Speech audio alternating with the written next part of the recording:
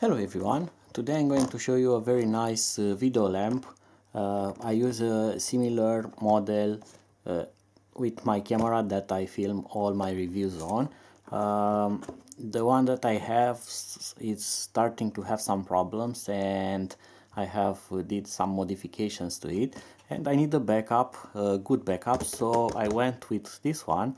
Hopefully it will be at least as good as the original one was. So this has 204 LEDs. It has some specifications here if you want to pause the video to read them. And now let's take it out of the box. So you are greeted with this manual here, and it's in English, which is a good thing. It gives you a lot of specifications, and inside you are going to get the lamp itself and the mount for it. So the mount is a pivot here, which we can lock and unlock, and the standard mount for video cameras and digital cameras.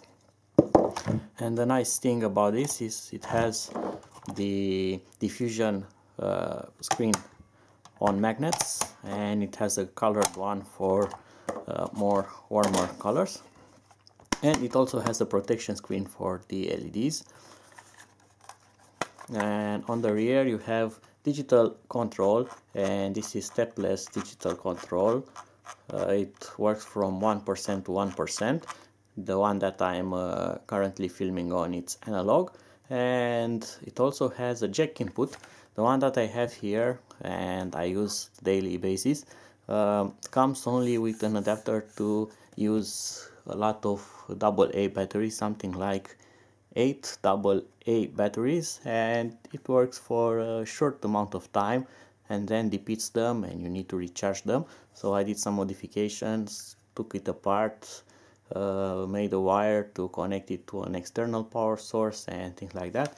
You don't have to do that with this one because it has a jack. It also has a connector for Sony. I think that it's a Sony thing for lithium-ion batteries that you use on cameras, and it also works for portability reasons with AA batteries. It doesn't come with them inserted. They are only inserted by me to demonstrate it. And this is a spring-loaded cap.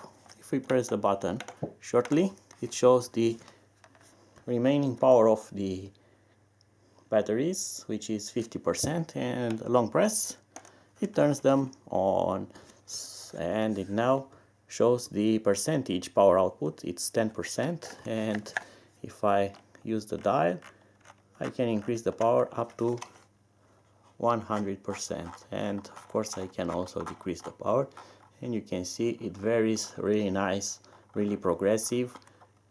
It has a lot of output and it generates a really pleasant light, and with the diffusion screen you can see a big improvement in color, making it a lot more yellow, and now it's white, and this one creates better diffusion for filming various things. And this thing is really nice, it's really useful, because usually, for instance, I film at a very close range and I need to be able to control the power very fine, very precisely, and also I need this diffusion type of screens, otherwise the contrast will be too powerful and the image will not be pleasant on my video camera. Other nice features are included, such as a top mount and the traditional rear mount. It also has a second hole here for blocking the mounts in case you have something smarter with a second pin to prevent it from accidentally twisting. That's especially useful when you are filming on the go, so this will not rotate and lose the light source. The top mount is useful because you can add a second lamp or an action camera or something like that, and it also has big holes here for air to pass through the PCB board where the LEDs are assembled, so it cools by airflow as warm air will rise, so cold air goes inside through the lower part and goes out on the top part, and that is very good because it will prolong the runtime of the LEDs and their lifespan. So that was it for now. I hope that you have enjoyed this quick overview of this product, and if you have any kind of questions about it, let me know. Leave a comment below and I'm going to try to answer you as best as possible. So until my next video review, see you and bye bye.